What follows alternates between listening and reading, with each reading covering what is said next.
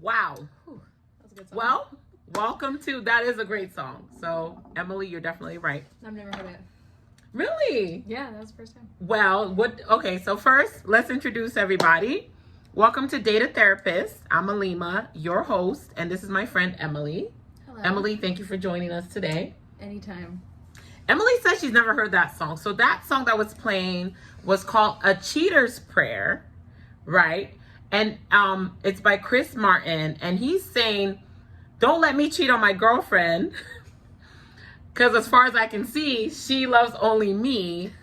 And Lord, if you can help me from cheating, just don't let me get caught. Like, literally, he's begging God. That's what it says. I know. You loved it because the beat sounded so good, right? So maybe the prayer doesn't work, but if he cheats anyway, right? Just he's saying, God, just don't okay. let me get caught. So either way, he's asking for two God things. Like that. God don't work like that. Not the God that I know. Yeah. But it's. I mean, I will say that's pretty bold of him. Yeah. To ask God that. Mm-hmm. But it says, listen, don't let me cheat on my girlfriend. Because as far as I can see, she only loves me. At least he's honest. But God, if you can't stop me from cheating, because that alone tells you that God ain't got shit to do with that. No. Because God will not help you and stop you from cheating. Yeah, it's a choice. Right. It's a choice. But he's saying, basically, God, I'm going to do what the fuck I want to do. Yeah. But I'm going to need you to help me to not get caught. Don't let her find out. Don't let her find out. And that's some fucked up shit. So welcome to this episode. As you can tell by this episode is going to be entertaining. Because the topic of today is cheating. Okay? Cheating. Mm-hmm. We can harmonize. Cheating. And I don't know what to say about cheating because I feel like it's one of those topics, right, that cheaters don't want to hear about us talking about cheating. Yeah. And those that have been cheated on want to talk about people cheating. So it's one of those things that some people are not going to be happy and some people are going to be like, woo, 50-50. We love this show. Yeah, it's right on point. So either way, we're going to give it to you guys. We're not here to please nobody. We're here to bring information. So the topic is cheating. And Emily and I are going to kind of give some perspective into cheating, right? Yeah. So Emily, have you two different perspectives? Because everybody, even though we can share commonality about cheating, it doesn't mean that our stories are going to be the same. They're not going to be linear. There's going to be some kind of difference. But at the end of the day, it's going to tie into cheating. And there's different perspective to that. And so that's what makes this show great, is that we can share different perspective. And that's what makes this world so great, because we can all be kind of on the same page about cheating, but our stories are definitely going to not be linear. Okay. So Emily, have you ever been cheated on? I've never been cheated on. No. But I've experienced cheating actually in two different ways, which I didn't bring up before. Before what? Before the show started? Before, when we had a little chat. We had a little chat. I forgot. I think you want to jump right in what you want to do, because I've been cheated on myself. Yes, you have. So why don't we talk about that? Okay, we can definitely talk about that. I've not been cheated on, but I have other experiences. Okay, so that's what's great, right? I can give you a direct from somebody who's been cheated on. I feel like the more Emily common perspective of people that talk about it, like it's the ones that have been through it, right? The more like the victims in the cheating. For me, I've been cheated on. Unfortunately, I wish I could say it was one time, but it's been multiple times. And for me, it was one of the most interesting and life-changing experiences that I've been through, right? In the process of the cheating, obviously I didn't know. It wasn't one of those things that I like walked in on him cheating or like physically saw him cheating. I didn't see it on his phone. I don't go through phones, so that's my thing. It's more of I just don't do that. And that's unnecessary. Right. It's unnecessary. And for me, it's not me. Like, I would literally will be out of character. And some people, they do that. And so that's them. So I want to validate that. If you feel like, I'm not saying it's wrong to go through your partner's phone, whatever. I that's not my thing. But if you have a feeling, and it's outside of, I think, your own baggage, because I think there's a difference between having a feeling of like honest suspicion of somebody that you're with, versus your own trust issues. But if the person you're with is giving you reason to like suspect that they're doing something that you're not really sure about, that's a red flag with the whole relationship. And you know that's what I mean? And But, I like, appreciate you saying that, because in some cases of cheating, that's how it comes up, where you see the red flags. But there's other like cases going of through cheating. phones, I mean. Right, going that's through. What I mean is you usually start the to get the start inkling, of, right? Yeah, you Where start to get wonder the feeling, and you're not sure, and then you go through the phone and you find stuff. and then But you're I'm like, validated by your your feelings. first cue is your feeling. Like, you should always go with that inner voice that you have. Well, I We're do all want to given that say, inner voice, I think. and I appreciate that inner voice, and I appreciate that perspective. But there's been like from my experience, it wasn't something I felt. It wasn't an inner voice telling me that there was cheating happening.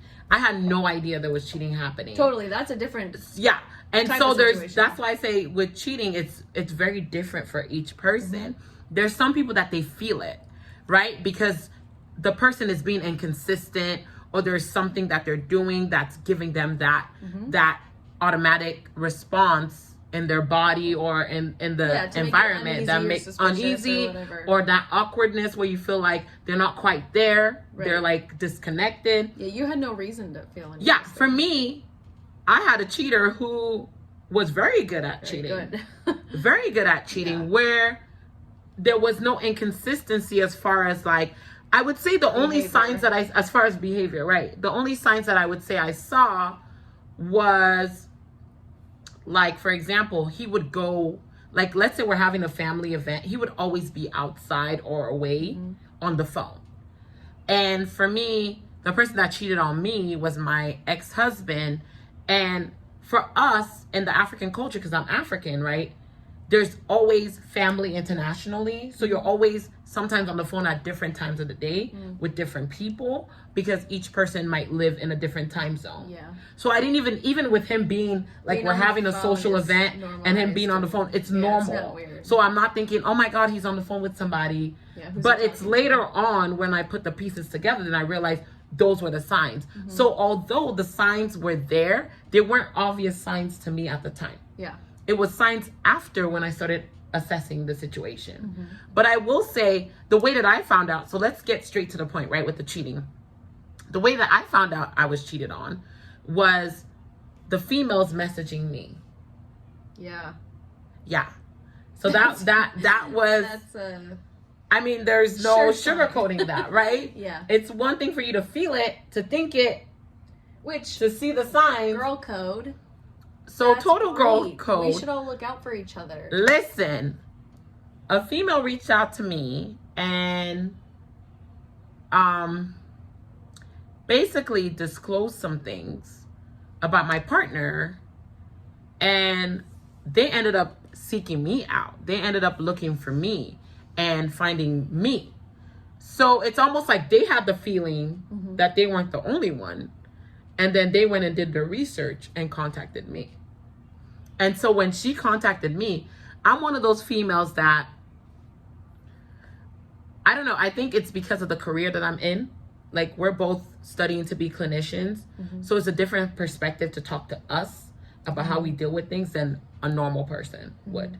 Because when they reached out to me, I wasn't like, you know how some people will get aggressive with the female and cuss them out and, they blame the women, and blame the women and get very, for me, I saw her as an ally. Like, I was like, oh, you have information for me?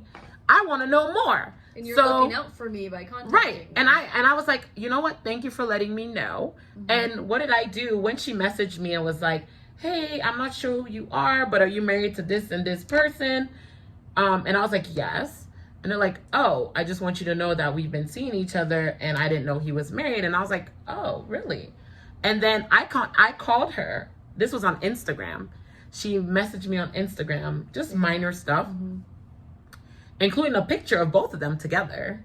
Yeah, I saw the picture. That picture, Emily, that picture. You can't that picture. That picture. You cannot make up that shit. That picture. There was a couple in that picture. It was a couple in that picture. So the picture that I got, Emily's seen the picture. Okay, Emily's a longtime friend of mine. Emily's seen the picture, but for you guys that are watching us, you haven't seen the picture. So the picture was basically as any other couple's picture, where you're with your man and you're taking a selfie and he's behind you and we look cute together. So she sent me that picture. Literally, seeing that picture blew me away. This man literally was in a different relationship. Seeing that picture was almost like inputting myself, and I can see us, a whole relationship.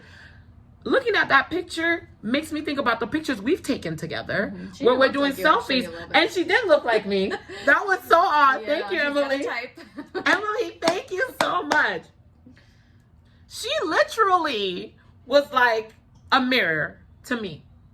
Because remember, I had I shaved my hair all off. Was the same, so I was bald at some point where I shaved all my hair. I was going through some things in my marriage. And for me, I was just doing the things that made me feel comfortable within myself. So I shaved all my hair and I dyed it blonde.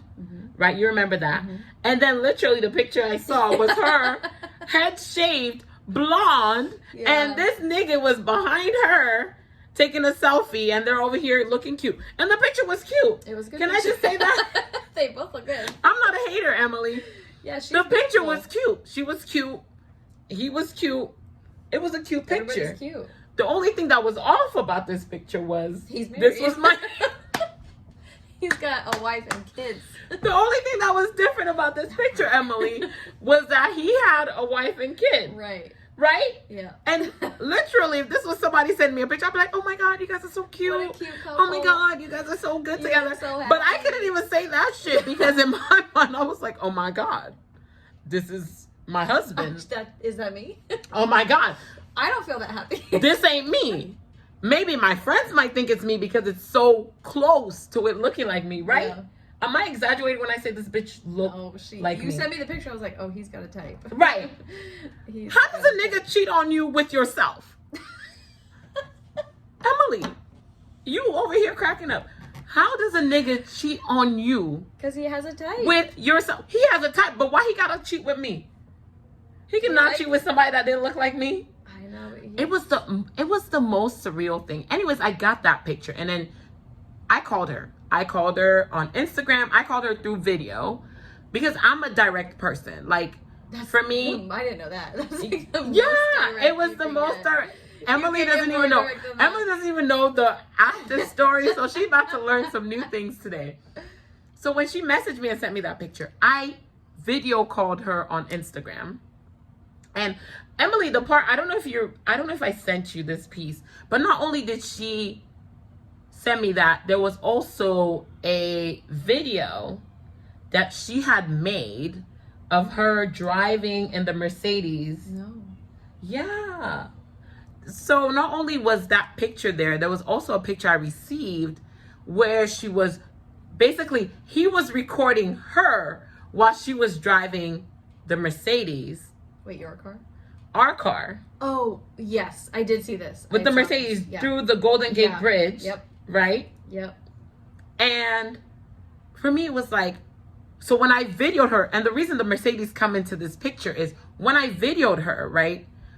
I was like, okay, I'm his wife, obviously. And she didn't believe I was his wife because he had told her I was just his baby mama. Yes.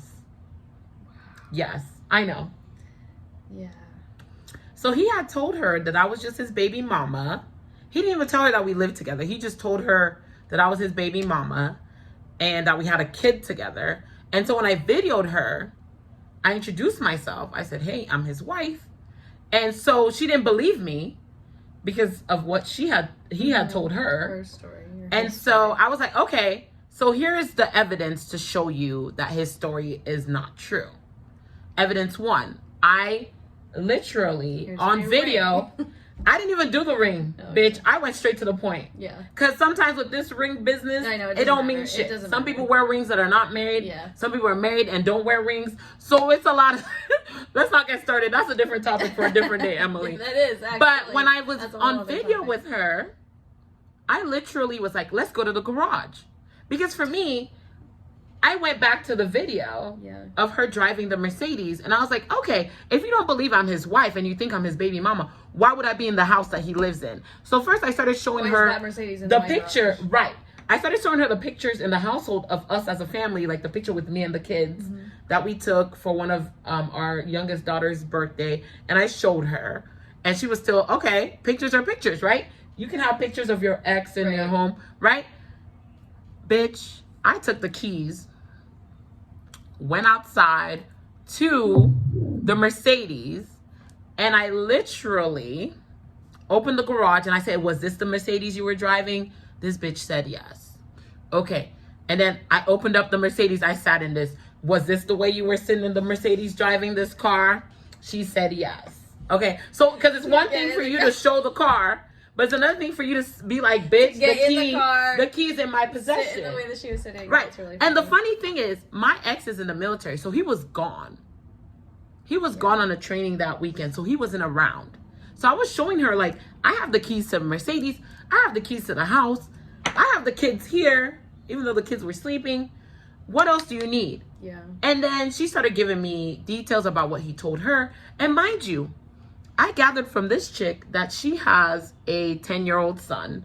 And this nigga, anytime we get into an argument, when I tell him that I'm leaving him, and I don't do that often. It's not like I'm like threatening to leave him. It's more like there's been some consistent like disrespect. And it's not even about other women, other disrespects in the relationship that I've been like, you know what, fuck it, I'm leaving. He's always told me, oh, nobody's gonna want a bitch with 2 kids. Well, he didn't say a bitch, but he said, I'm saying a bitch, because, you know, I say bitch all the time. He might as well have said a bitch, okay, the way he disrespected me. But he was telling me that nobody's out there, no man out there is gonna want a woman with 2 kids. Ew. Yet, he's over here fucking a bitch with a 10-year-old son. And he's got 2 kids. And he's got 2 kids. But nobody's gonna want me. But everybody gonna want him, even though he's gonna want another bitch that has kids. You know what that's called? The cycle of abuse. Bitch, yes. Bitch, yes. That's what that's called. So that's how I found out about him cheating on me. And ooh-wee, I couldn't wait that weekend. So it turns out he was utilizing the military, because in the military, they cannot give you the details when they go on mission. So there's situations on some weekends where he's on the reserve where he would have to go on missions, and I can't get the details due to security reasons. So he was using that. And this bitch was from Atlanta, Emily. He was flying this bitch out from Atlanta to San Francisco, which is 40 minutes from where we live in San Jose. I know that. And was in a hotel. So when he was cheating on me, this is some expensive ass cheating. Okay. Yeah. Nigga was doing some fucking nationwide cheating. He was doing the absolute. I don't know if he can get a local girl that looked like me, because maybe I'm the only one in this proximity that looked like me. In this time zone. In this time zone in the West Coast. So he needed to get somebody from Atlanta, flew her in, picked her up from San Francisco. They got a hotel in San Francisco, and he was over there. And the funny thing is, when I confront him, Emily, he's like, oh yeah, we were kicking it, but we didn't sleep together. Really? Really?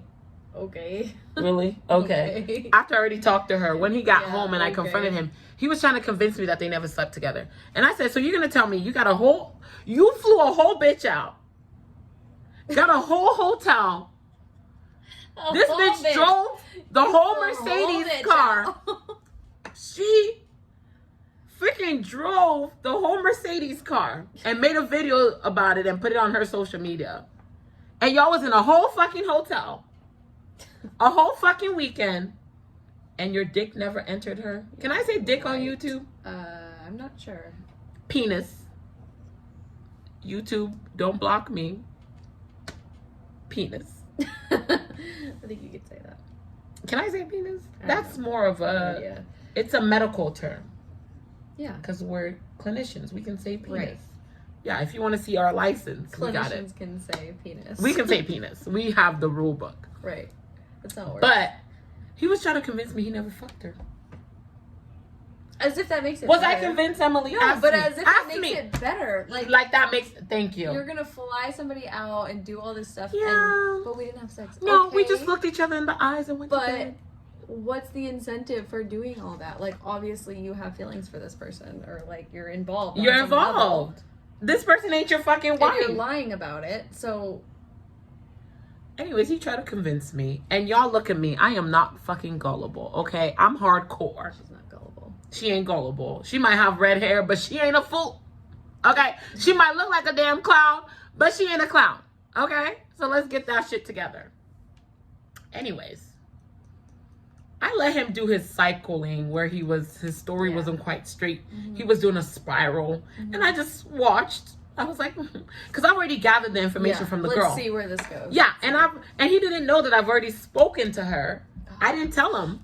So when I confronted him, I let him do his whirlwind, the manipulation, the lying, the all over. I let him do it to the point that he looked like a fucking hot mess when he got back. I bet. Trying to convince me nothing happened. And I sat him down and I said, listen, I am filing for divorce. The only way I might consider not leaving you is if you tell me the truth. Ladies, come here. I only did that to get him to tell me. I was already gonna leave him. Okay? But guys, you gotta beat them at their own game. I told him the only way I wasn't gonna leave him, he's in distress right now. And I know I had to reel him back in. And I told him that. I said, the only way I'm not going to leave you is if you tell me what happened. And guess what he did? What? Confessed. He fucked the bitch. Which I already knew. Yeah, you did. I mean, did I need to hear it? What'd you say? I said, you know what? Psych. I said, thank you for telling me. I appreciate it, but I had already talked to her and she already told me. But So either way, I'm still filing for divorce. And he didn't believe me, so I phoned her. While you were talking? While me and him were I talking. didn't get any of this information. Oh, Emily, today's a new day. I know. Today's a new day. I called her on Instagram. Mm-hmm. He was there. And he shit his pants. Oh, Can you I don't want to talk to her. I don't want to talk to her. I don't know why you have this bitch on the phone. Oh, she's a bitch. Now No, she's a I bitch? was the bitch. I'm confused. Who's the bitch? Like, I was confused. Who is the bitch? Yeah, let's. Because I'm the wife. Why don't we call her and figure it out? And that's what I like. That's why I say women, we have to be here. We gotta stick together. I used her as an ally, and she knew it. It wasn't anything I was keeping a secret. I said, I want to hear from you because your experience is your experience with him. He's going to do whatever it takes to try to make amends with me. And so he's going to tell me whatever. Yeah, and I was trying to tell her that I'm not mad at you. When I got married, I didn't marry you. It wasn't a commitment between me, you, and him. It was me and him. So if anything, he broke the commitment. I'm not mad at you. You single. You can fuck whoever the fuck you want to. She knows is what he told her. Exactly. And so that's how my experience. And I'm divorced from him, by the way. I did not stay. I tricked him into thinking I would. But I didn't. So Emily, tell us a little bit about your experience. Okay, so two stories. One is very short, I think. But so I've cheated. And I know I didn't tell you this. And She definitely didn't tell me this, so this is all new.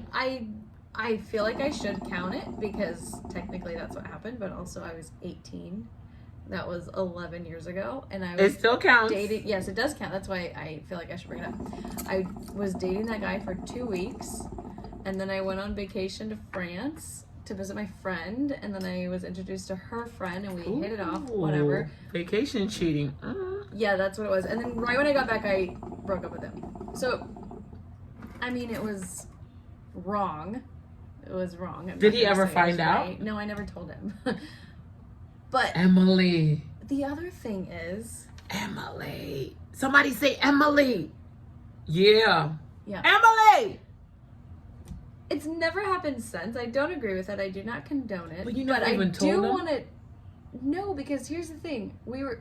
I was young and very immature, but also, and I'm not justifying it, but I'm saying the first 2 weeks of our relationship, the whole 2 weeks we were dating, we were drunk the whole time. Like, it wasn't like he wasn't trying to marry me. It was not a serious relationship.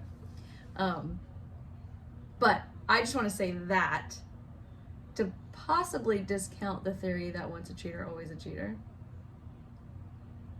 But if a guy cheated on me, I would not stay with him. So maybe that makes me a hypocrite, but I was 18. So. But you said you've never done it again. Never. So the once a not cheater. Not one relationship that I took seriously. Like, no, even relationship that I didn't take seriously.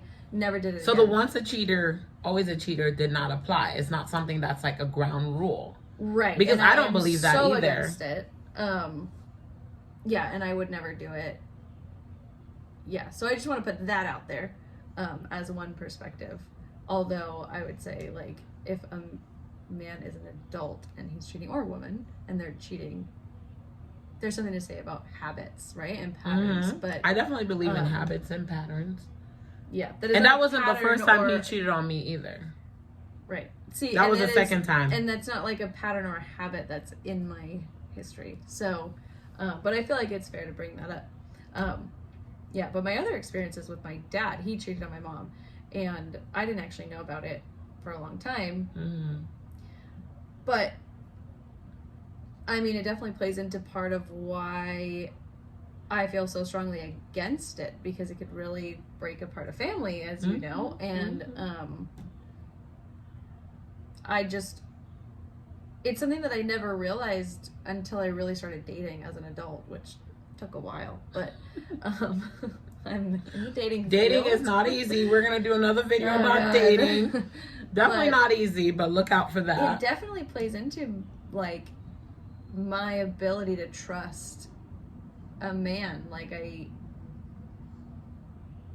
don't know. I can't even really, like, explain exactly what about a guy that makes me not trust him, because there's certain guys that I trust naturally and certain guys that I don't. And yeah, it definitely plays into my ability to, like, I'm extra sensitive to the way a man that I'm seeing or talking to or dating, the way he interacts with other women.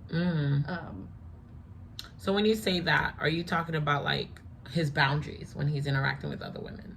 Yeah, like, you can tell when guys are checking out other girls. And here's the thing I don't expect in a relationship. I don't expect you to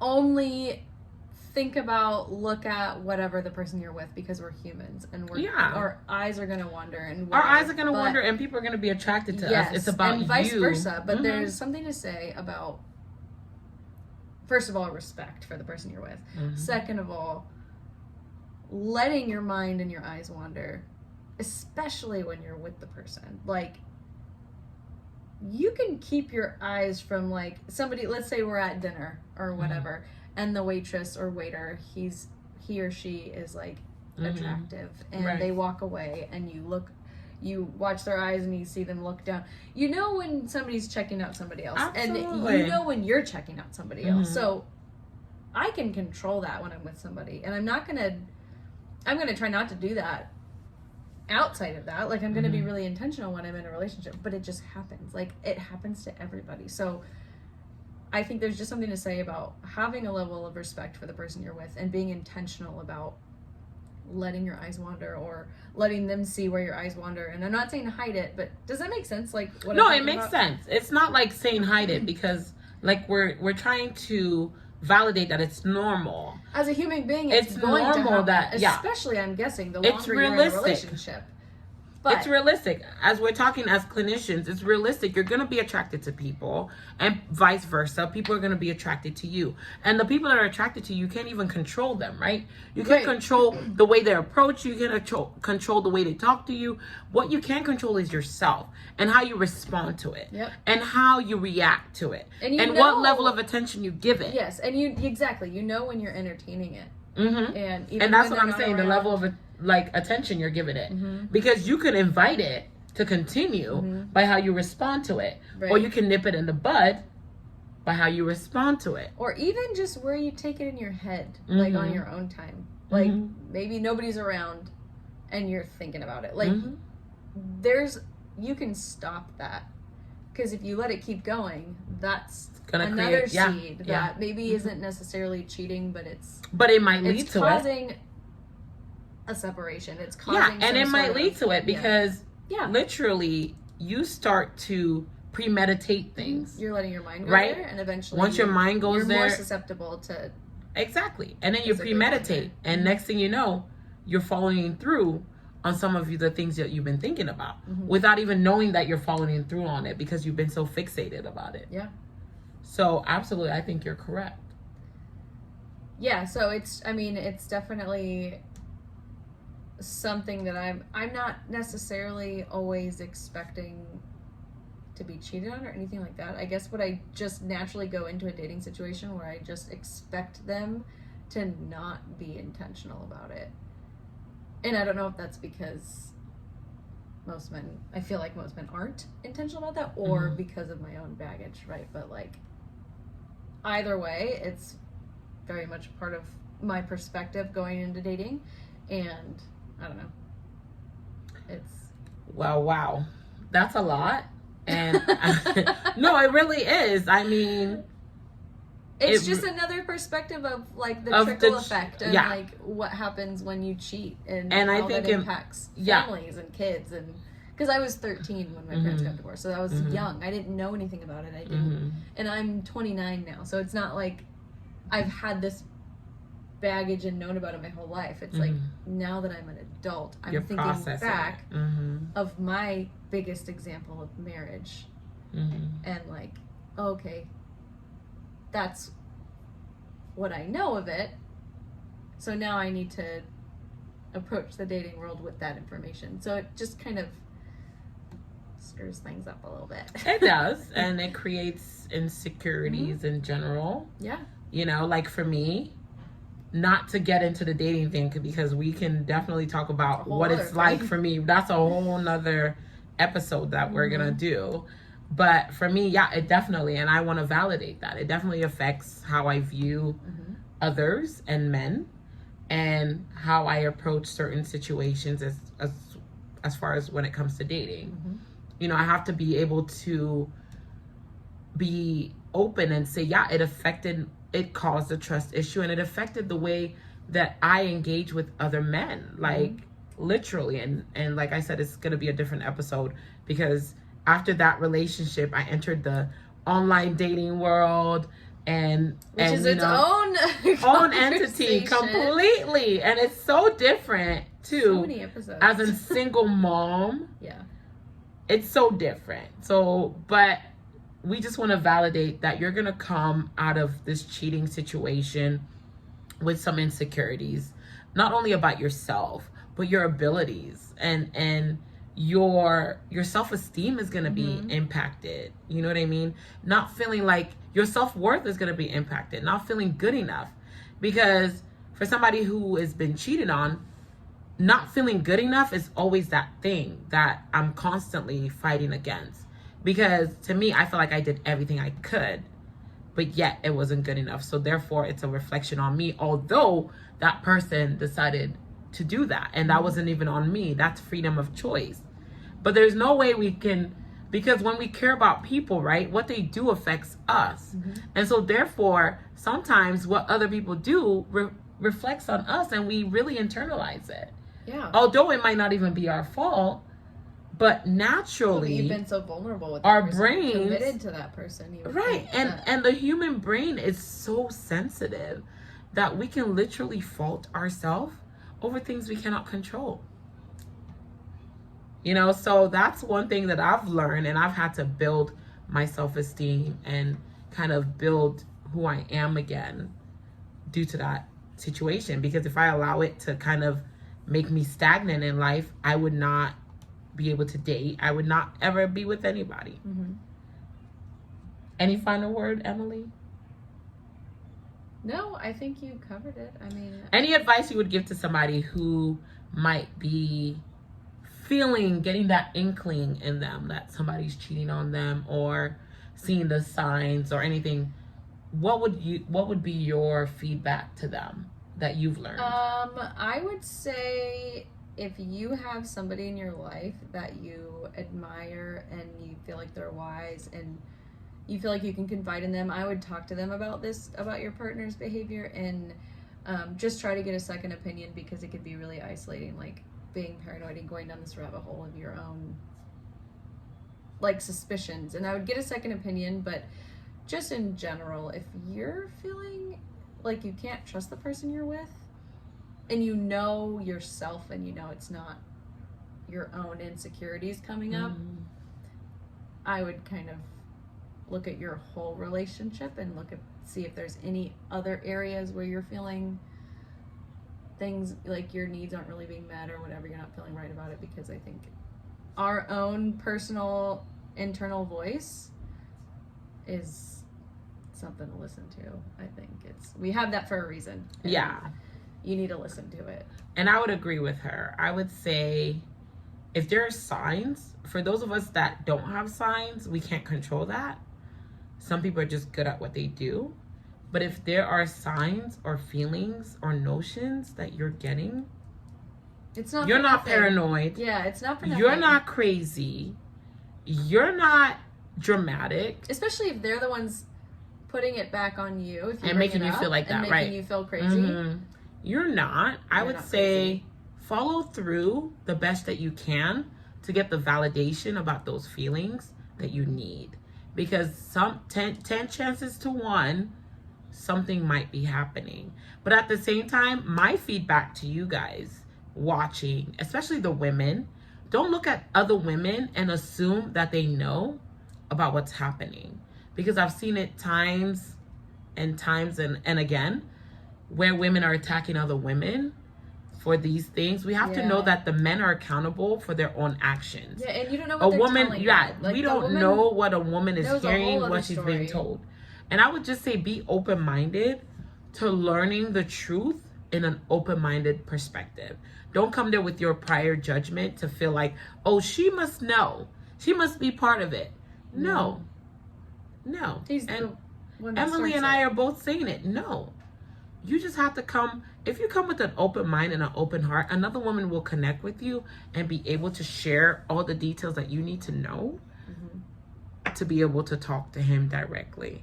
If you don't gather the information, the data, and the details, he will manipulate you. Yeah, you're just letting him manipulate the situation. And men will manipulate and twist it, and the next thing you know, you are looking at yourself like you're crazy. And that's why we feel crazy, because we feel like we're overthinking. No.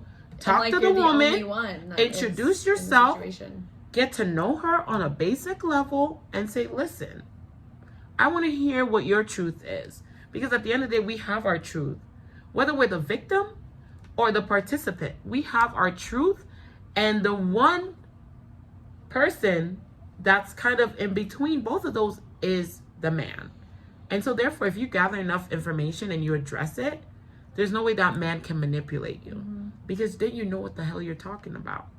Yeah. And if you know yourself and you know that you feel like something's not right, go with that. Go with that. At the very least, if you're not being treated the way you think you should be treated, then no better way to be like, that guy. Deuce.